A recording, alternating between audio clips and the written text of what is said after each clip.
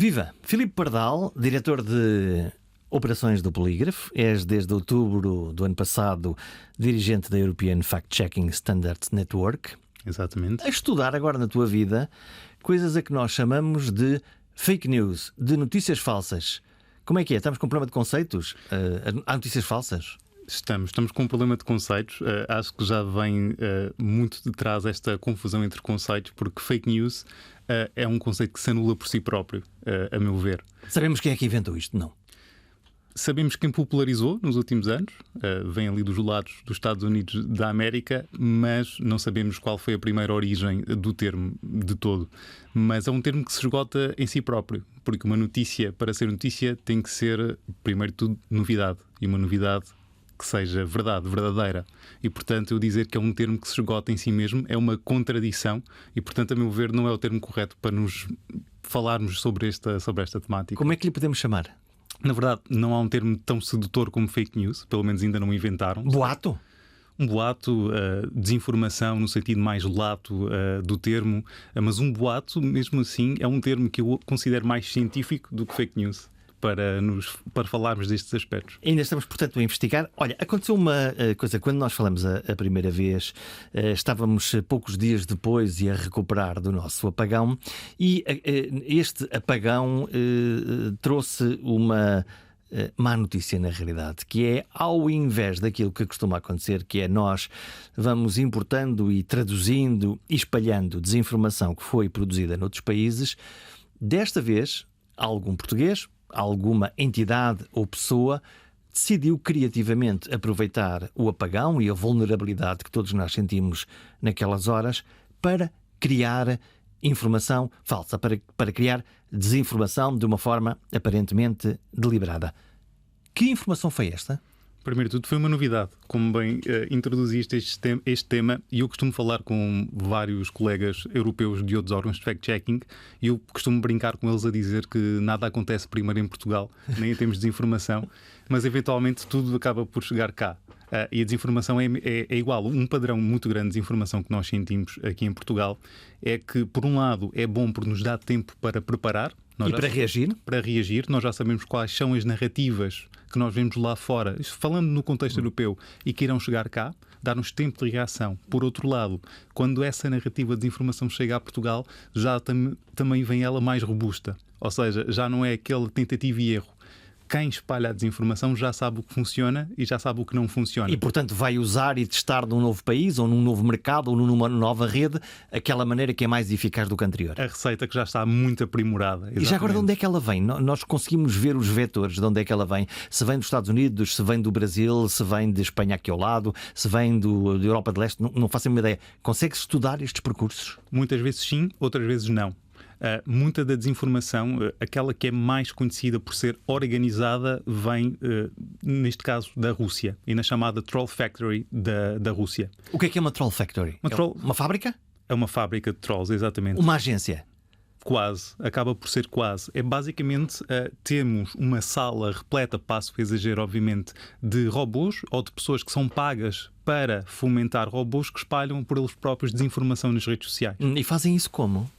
Primeiro produzem-na, escrevem-na, imagino. Escrevem-na, replicam-na, usam a inteligência artificial para fazer essa réplica e vão conquistando território, literalmente, em termos de informação ao longo da Europa. É por tentativa e erro, portanto, vão publicando várias coisas, imagino que nas línguas nativas de cada país, e vão vendo o índice de viralização de como é que aquilo vai progredindo? Exatamente. Nesse aspecto há um exemplo paradigmático, que é um site que se chama Pravda, que vem da Rússia e que tem versões em muitos países europeus, incluindo em Portugal. O Pravda, que é o nome do jornal soviético de Moscou, ou é um outro Pravda? É um outro Pravda. É um outro Pravda. É um outro Pravda. Mas sim, mas eles estão a construir este site como uma espécie de filial em cada país, em que procura, por vezes não é só desinformação, é potenciar notícias pró-russas de alguma forma.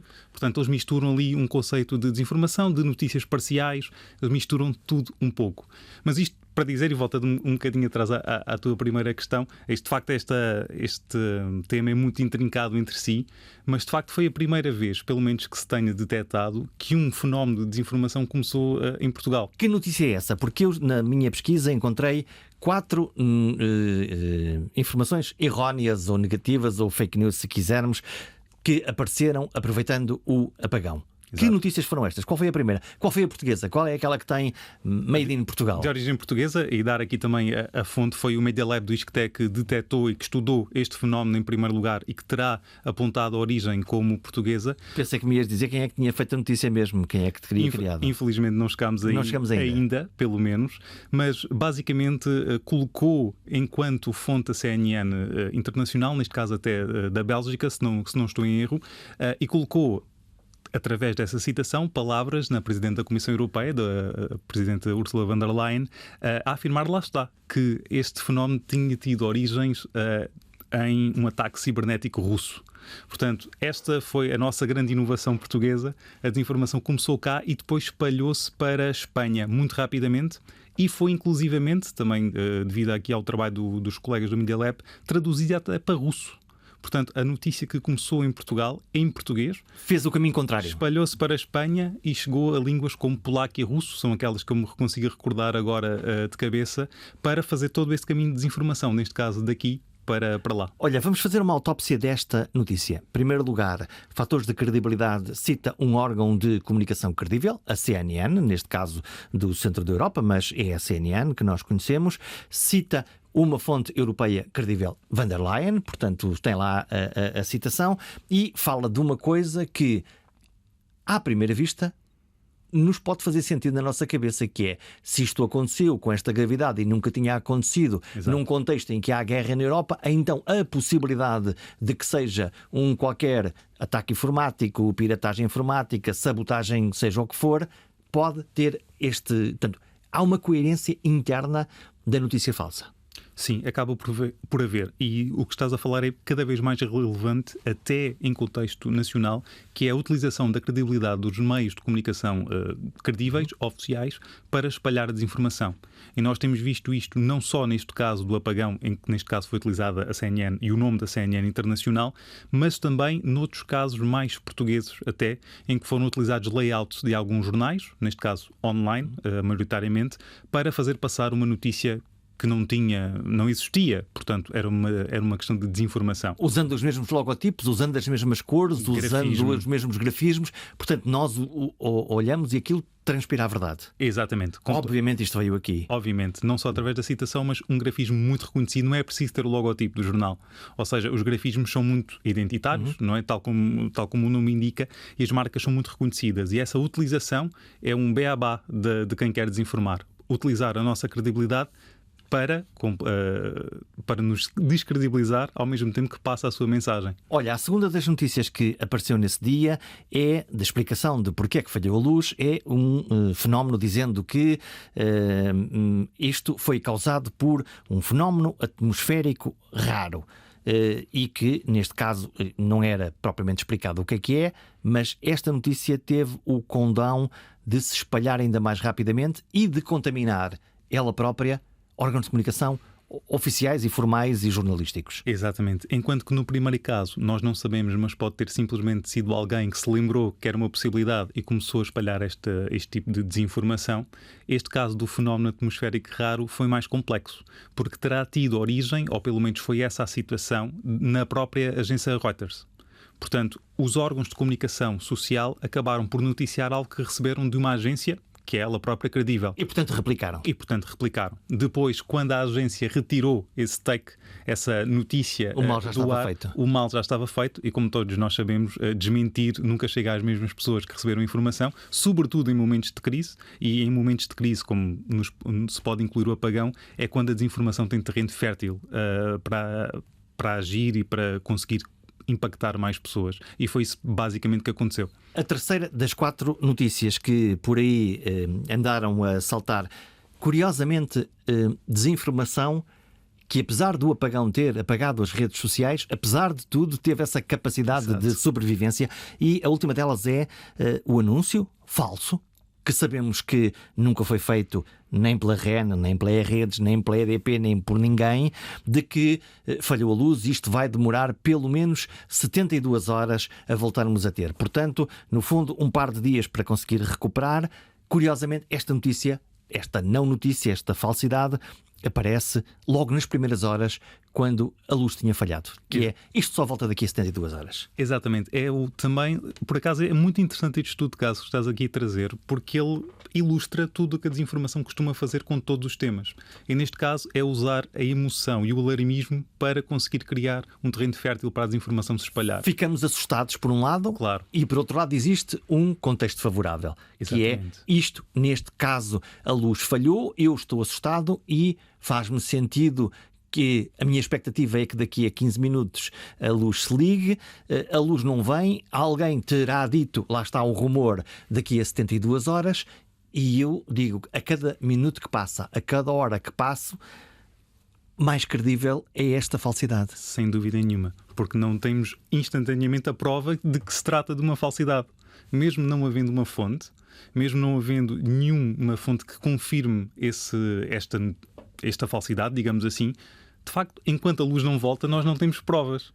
Pode efetivamente demorar 72 horas. Não temos como provar que não vai demorar antes do fenómeno acontecer. E em princípio acreditamos. E em princípio, muita gente é vulnerável a essa informação exatamente porque mexe com a emoção e mexe com o receio das pessoas. É basicamente uma receita também transnacional da desinformação. E eu também tenho que dar esta nota, além disto acontecer muito por corrente no WhatsApp, neste caso foi no WhatsApp, eu próprio recebi de forma orgânica esta notícia em grupos gerais onde estou. Os teus amigos mandaram-te?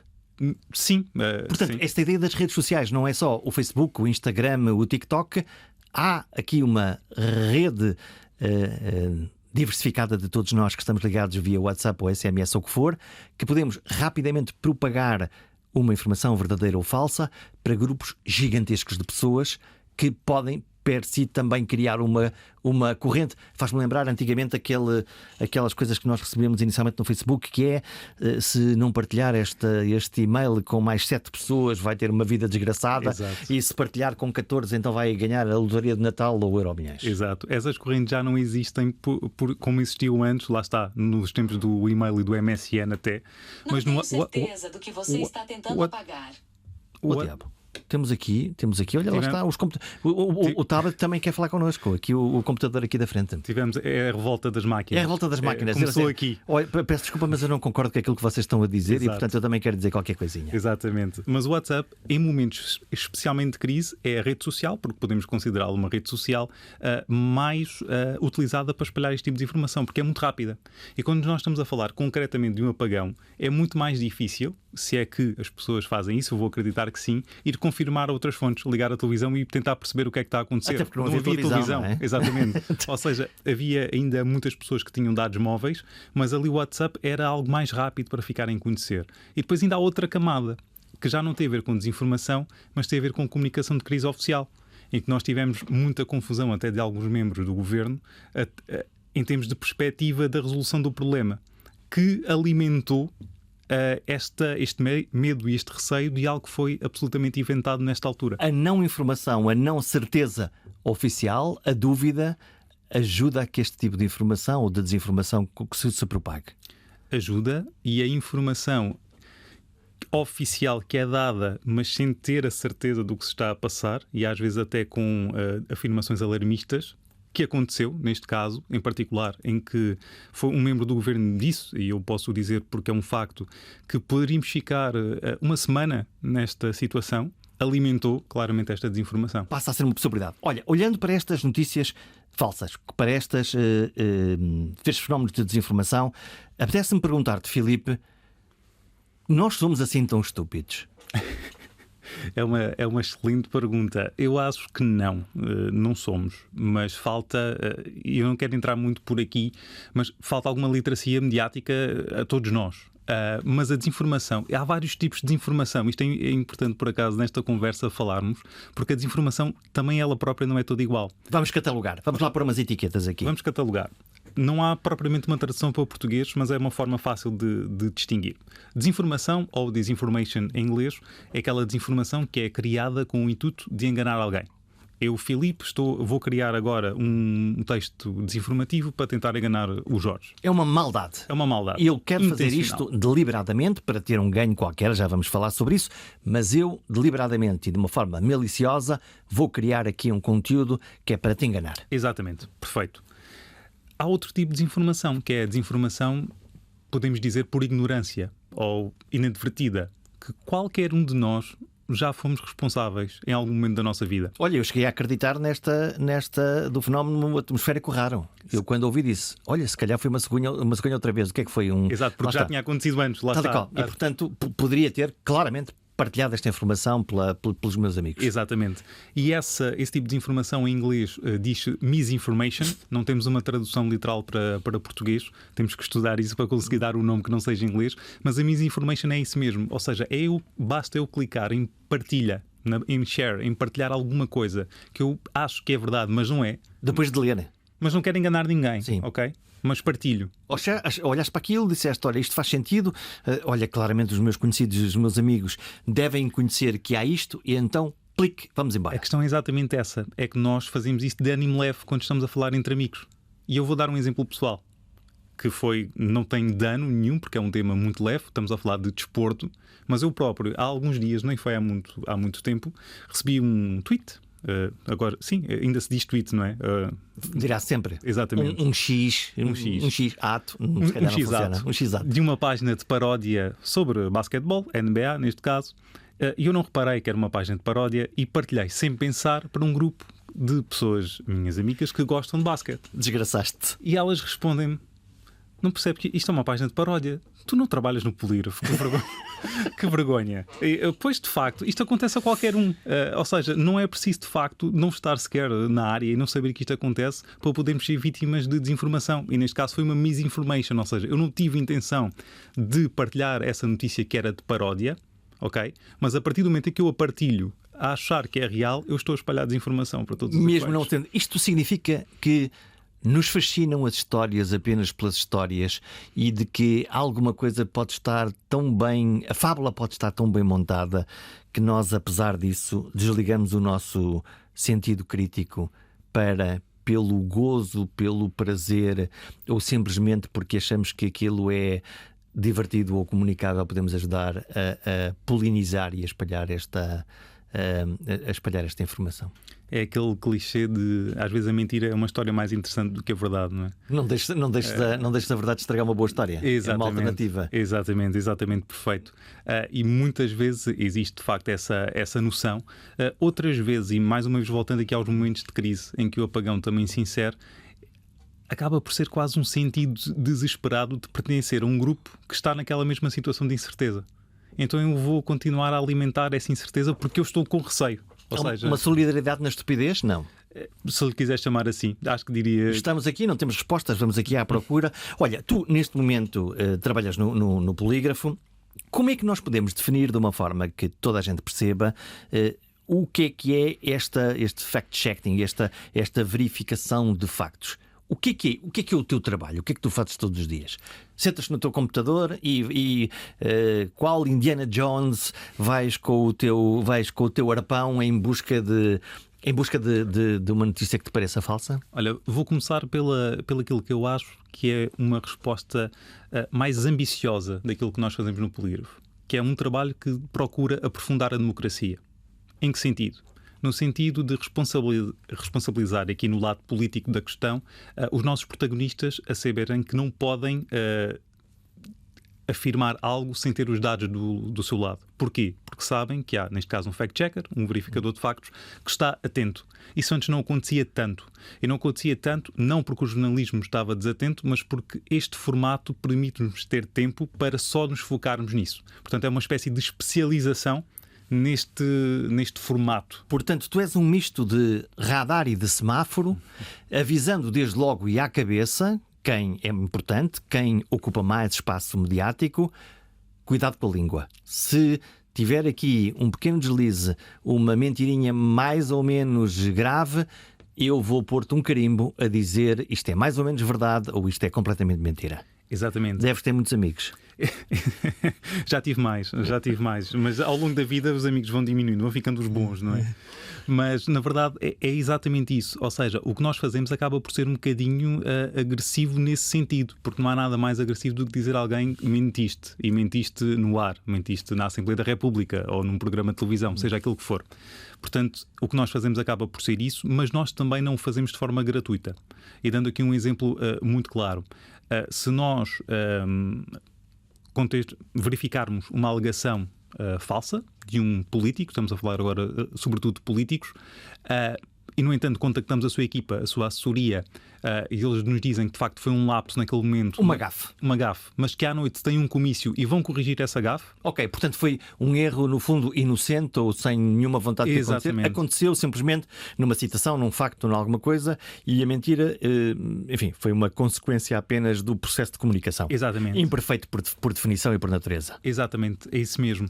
E se essa mentira não escalou para um acontecimento, não é? Que não foi uma dimensão que causou dano, nós não vamos publicar o fact-check. Vamos esperar. Vai mesmo corrigir à noite no comício? Ok, corrigiu. Não temos nenhum... Não há notícia. Não há notícia, exatamente. Foi uma gafe. E então o contrário, que é a informação que é deliberadamente manipulada de propósito e para conseguir ganhos de popularidade, de votos ou de proximidade com os cidadãos ou mesmo enganá-los. Aí sempre, é para isso que existimos, exatamente para tentar que nesse processo muito específico da declaração ao país, às pessoas, aos eleitores, os eleitores saibam que existe, neste caso, um jornal digital e um programa de televisão também que está atento, que vai dizer de facto, vai verificar os factos. É tão simples quanto isto.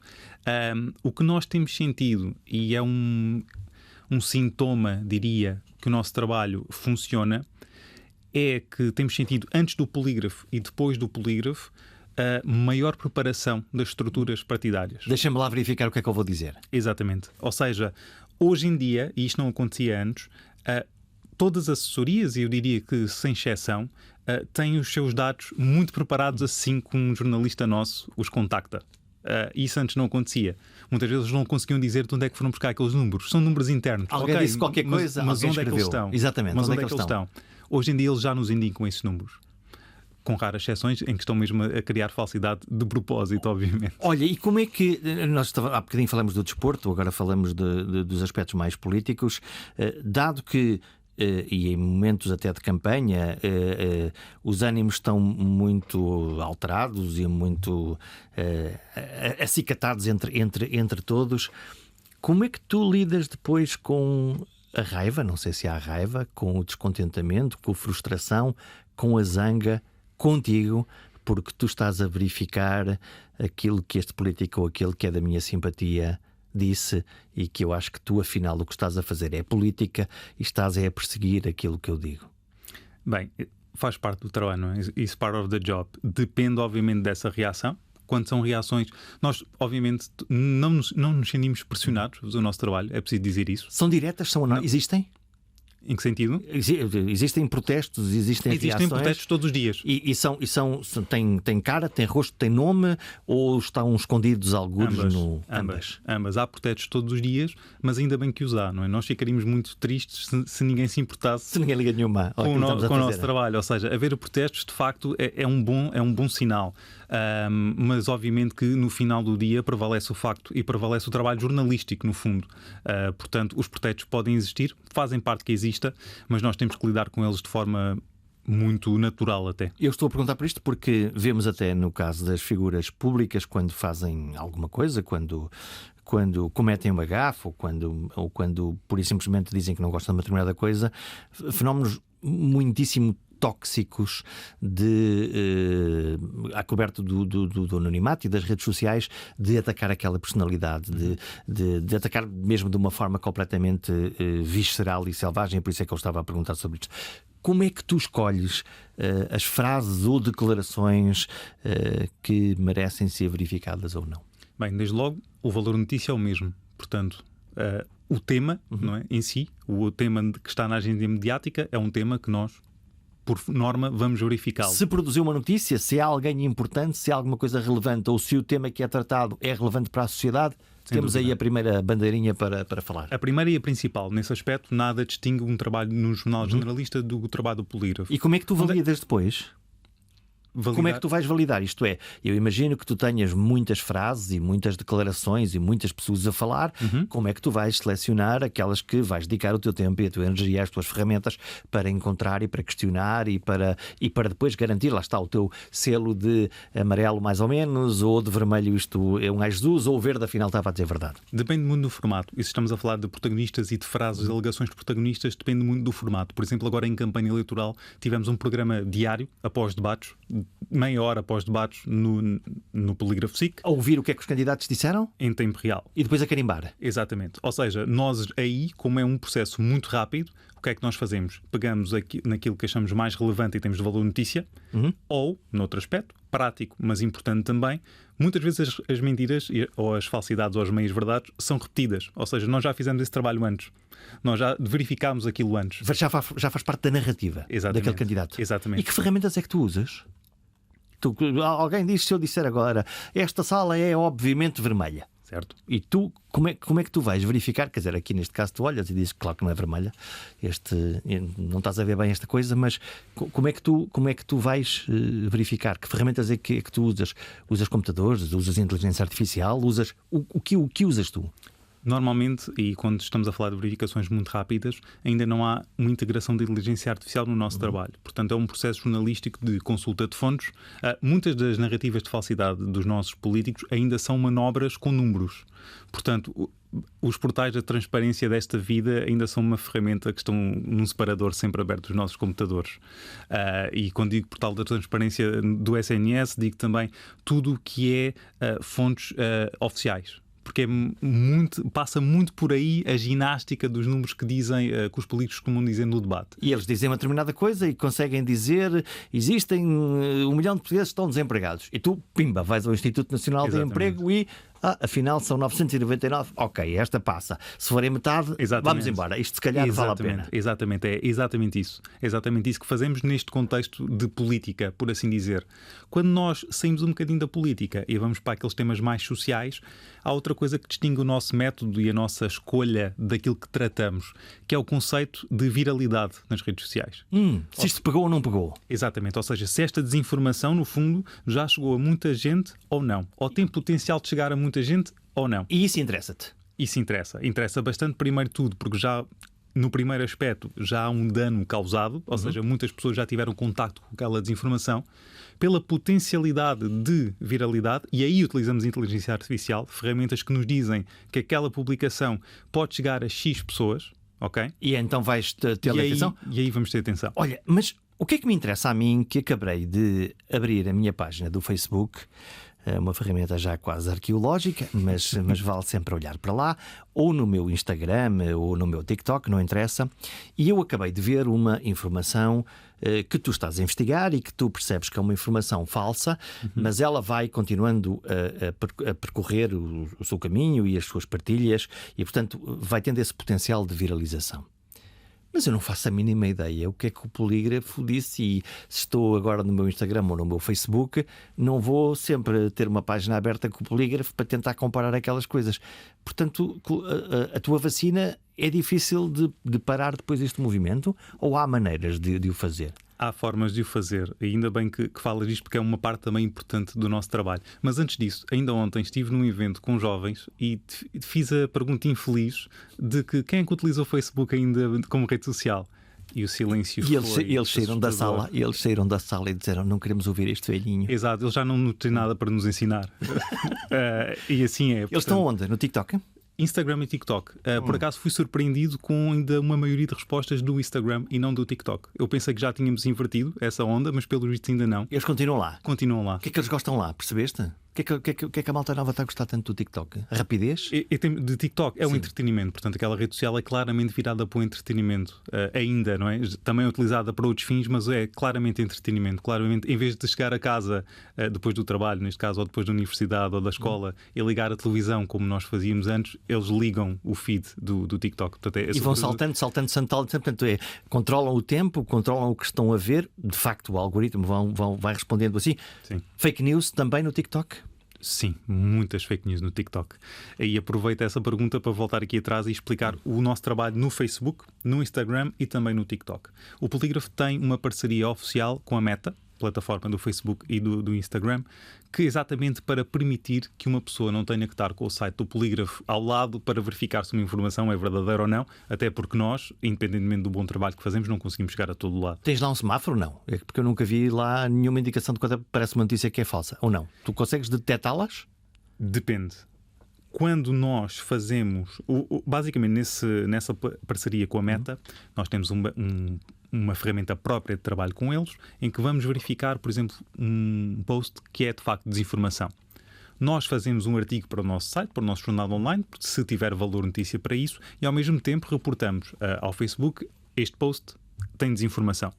O que é que eles vão fazer? Vão colocar isto, nós em Portugal, Polígrafo em Portugal, mas os nossos colegas fact-checkers em toda a Europa, em todo o mundo, até há bem pouco tempo. Já podemos ir aí a seguir.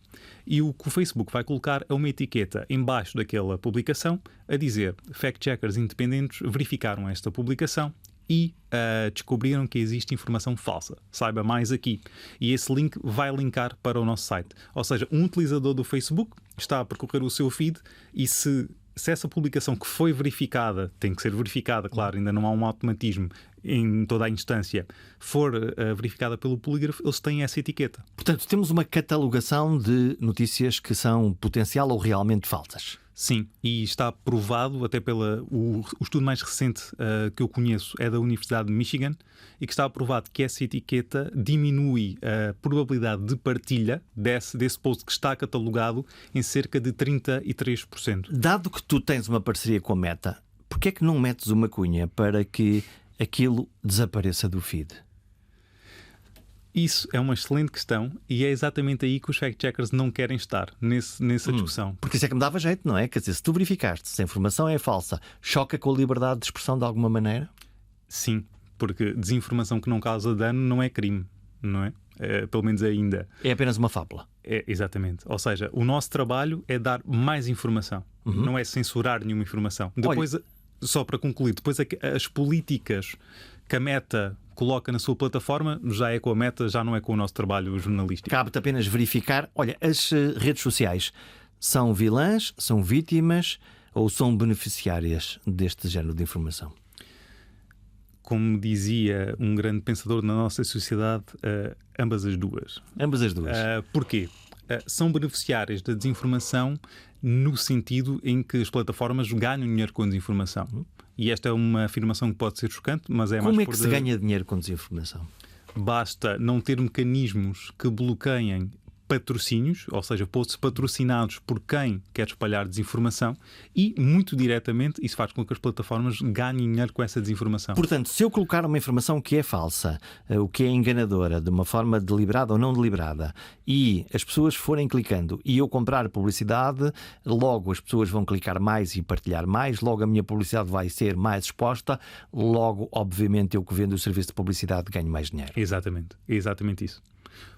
Isso é claramente é taxativo, não é? As plataformas, e aqui inclui também o TikTok, todas elas ganham dinheiro com desinformação. Então, e as pessoas que publicam este tipo de informação maliciosa, este marketing negro, se quisermos, depois ganham dinheiro como? Vendem produtos à volta disso? Por vezes sim, por vezes naquelas publicações que são chamadas de esquemas, há um produto final que eles estão a tentar comercializar. Noutro aspecto, quando há interesses que não são lucrativos, não são de negócio, pode simplesmente ser um interesse político. um interesse de causar confusão, de descredibilizar as instituições democráticas. Nós temos visto muito isso também. E sobre isso, no ano passado, também com o trabalho dos nossos colegas da Media Lab, nós vimos que pela primeira vez foi identificada uma tentativa de interferência estrangeira, exatamente através de anúncios, neste caso no YouTube, nas eleições portuguesas de 2024. Foi há muito pouco tempo, parece que estamos a falar de muitas eleições. Já passaram duas, já passaram duas, exatamente. Então, que interferência é essa? Como é que tu consegues entrar na cabeça das pessoas e tentar, enfim, que elas alterem o voto, ou a vontade, ou o que eles estão a fazer? Por vezes é simplesmente tão simples como colocar questões novamente na esfera mediática. No caso muito concreto do que aconteceu em 2024, foram ambos os vídeos promovidos através do YouTube, um deles acusando tanto José Sócrates como António Costa de corrupção, com informações falsas associadas, e o outro, pelo contrário, era um vídeo também tinha nuances de desinformação, mas que, sobretudo, teve o objetivo de colocar as medidas do tempo da Troika novamente na lembrança de quem via aquele vídeo. Ou seja, foram dois vídeos pagos pela mesma entidade. Que nós não conseguimos saber quem é? Está ligada a uma empresa com sede em Delaware, nos Estados Unidos, mas obviamente que a muito pouco provável, muito pouco provável que não seja apenas uma máscara para tentar esconder de onde é que ela realmente surgiu. E são dois vídeos que atacam dois espectros partidários. À esquerda e à direita? À esquerda e à direita, mas no fundo isso acaba por ser fácil de raciocinar, que no fundo querem descredibilizar a democracia e os partidos fundadores da democracia portuguesa, neste caso. E este género de informação, e agora com o advento da inteligência artificial, nós até agora ainda conseguimos ir vendo coisas grosseiras, montagens, quase colagens de escola primária. Mas eis que subitamente a inteligência artificial nos começa a oferecer ferramentas em que pode gravar um vídeo que nunca existiu com nós dois, usando a nossa voz, usando um pedacinho desta gravação que nós estamos a fazer. Exato. E pondo-nos a dizer coisas que nós nunca dissemos e que ninguém vai perceber logo à primeira vista, de forma cada vez mais perfeita, que aquilo é uma mentira. Onde está a eterna luta entre o bem e o mal, a verdade e a mentira? Morreu? Ganhou a mentira? Não sei se ganham a mentira, mas eu acho honestamente que nós vamos entrar, se ainda não estamos lá, vamos entrar claramente num mundo cada vez mais distópico, em que essa confusão entre a verdade e a mentira vai ser cada vez mais difícil de distinguir. Vai ser cada vez mais difícil distinguir a verdade da mentira. Exatamente por isso. Ou seja, a inteligência artificial vem trazer um leque de possibilidades gigantes a quem quer desinformar, que são muito difíceis de detectar. Hoje em dia, no nosso trabalho, nós ainda detectamos vídeos de inteligência artificial que são efetivamente muito mal feitos. E nós já vimos que, mesmo assim, esses vídeos já enganam muitas pessoas. E isto é paradigmático. Pessoas a falar em português do Brasil e depois em português de Portugal, pessoas que dizem os números em inglês, e mesmo assim as pessoas acreditam que esse vídeo é verdadeiro. Portanto, nós podemos imaginar, ok, se isto já acontece agora, vamos imaginar quando os vídeos forem de facto perfeitos, as chamadas deepfakes. E depois, uma coisa também que me aconteceu ontem em Natal, sessão com os jovens, e que também me surpreendeu, neste caso um bocadinho pela negativa, eu perguntei-lhes qual era o conceito deles de clickbait e de deepfake. Ok, vamos fazer uma pausa. Ok. Para as pessoas que definitivamente não estão no teu universo, o que é deepfake e o que é clickbait? Exatamente. Vamos lá. Mas eu fiquei desconcertado porque os jovens não sabiam que era deepfake. A deepfake está intimamente ligado à inteligência artificial, porque no fundo é um vídeo gerado por inteligência artificial que te coloca, lá está, com a tua cara, com a tua voz, a dizer algo que tu nunca disseste na vida. É uma mentira completa que transpira verdade. Exatamente. E muito difícil, quando é bem feita, de distinguir. Muito difícil de perceber, e vai ser cada vez mais. Um clickbait também está aqui nesta esfera de desinformação, mas é algo muito antigo. Ou seja, um clickbait, no fundo, é um título, um lead que seja feito, isto com o advento das redes sociais começou a ser feito até por órgãos de comunicação social muitas vezes. O que me choca. Sim, choque-nos os dois. Porque, quer dizer, supostamente um título seria uma coisa informativa. Domingo o jogador X não joga porque deu cabo de um pé. Que responda a algo. Ele logo tem uma resposta. E o que nós encontramos agora na imprensa clássica, no jornalismo, é: veja o que aconteceu a este jogador. Exatamente. Isso é clickbait, não é? É levar ao clique. Diz-me lá o que é que aconteceu. Quer dizer, não, é a lógica do lead, é dizer-me o que é que está a acontecer. Olha, se a inteligência artificial pode ser o culpado, o mau desta história, não podemos pôr a inteligência artificial a caçar ela própria este seu gêmeo que cria coisas más. Podemos e devemos. Aliás, é a única forma de o fazer. A única forma de combater a parte má da inteligência artificial é usar a parte boa da inteligência artificial. Isto parece um paradoxo, mas não é. Porque só com essas ferramentas é que nós vamos conseguir, de facto, de forma automática. Aqui a nossa capacidade humana já de pouco nos vale na parte da identificação. Vale-nos depois da parte do desmascarar e do contextualizar. Isso vai ser sempre preciso, uma parte humana.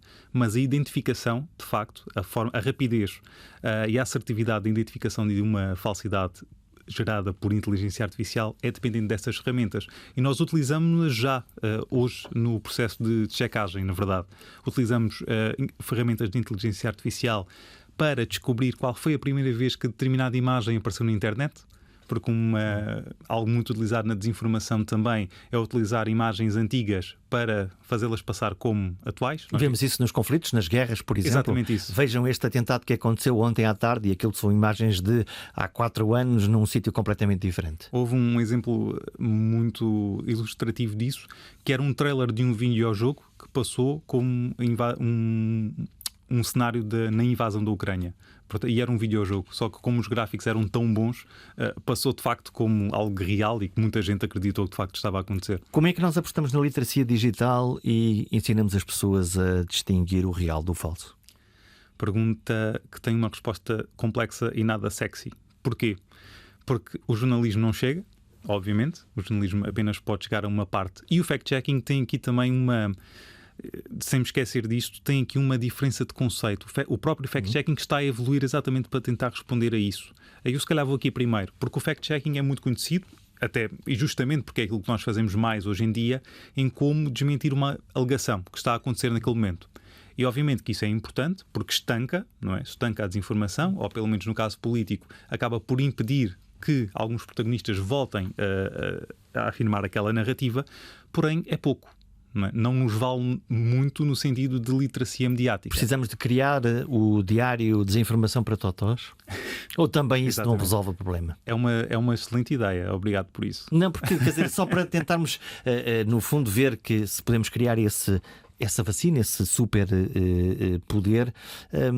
Olho agora para aqueles que fazem fact-checking, que é quem vigia os vigilantes. Isto é, o que é que me garante que tu estás a fazer um trabalho e a verificar factos que são verdadeiros e falsos e que tens esse interesse e que subitamente não possa haver um organismo ali ao lado que também se auto-intitula de fact-checking e que na realidade pode escolher à la carte as verdades ou mentiras ou até desmentir verdades que afinal nunca foram fake news? Olha, nesta conversa é a resposta que eu estou mais à vontade para te dar, porque essa é uma frequente crítica ao nosso trabalho nas nossas caixas de comentários. Quem verifica o polígrafo? Vamos criar um polígrafo para o polígrafo.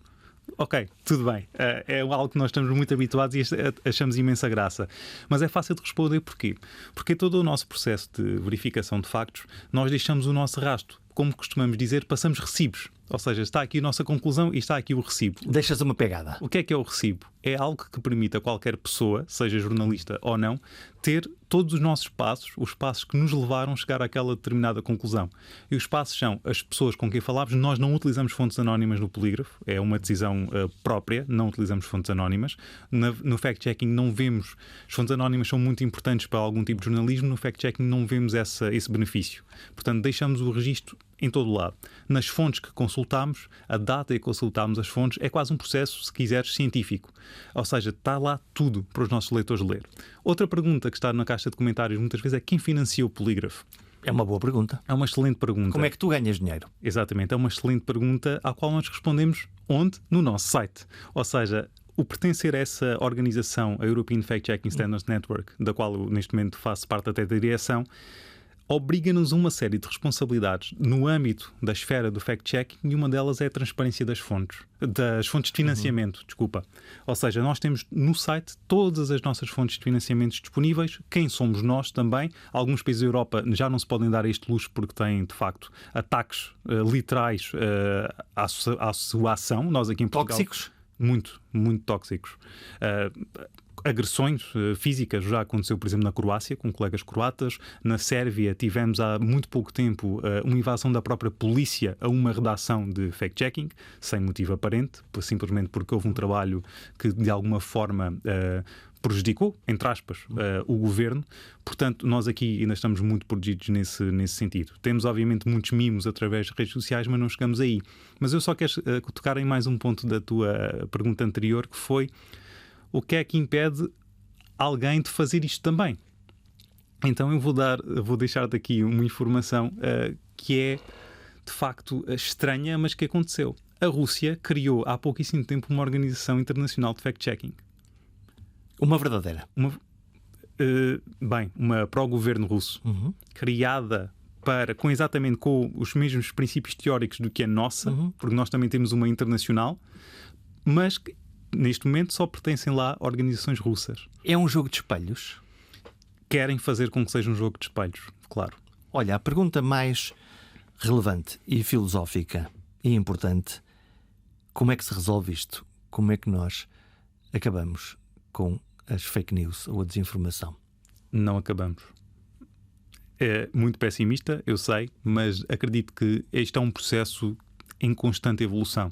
O que nós, na comunidade de fact-checking, temos falado cada vez mais, e acho que de facto é uma evolução que é necessária, e mais uma vez, para deixar só que o fact-checking se esgote na confirmação de uma alegação, ou não, que é o chamado, mais uma vez, eu peço desculpa, mas não há um termo em português, é em inglês, o pre-bunking. O pre-bunking é não mais do que antecipar as narrativas de informação e criar artigos antes que essas narrativas apareçam. Saberes o que é que aí vem? Portanto, uma vacina. Literalmente uma vacina. O que é que vem contra aí? A desinformação. Tu tens uma lista das coisas que podem vir aí? Já temos, a nível europeu.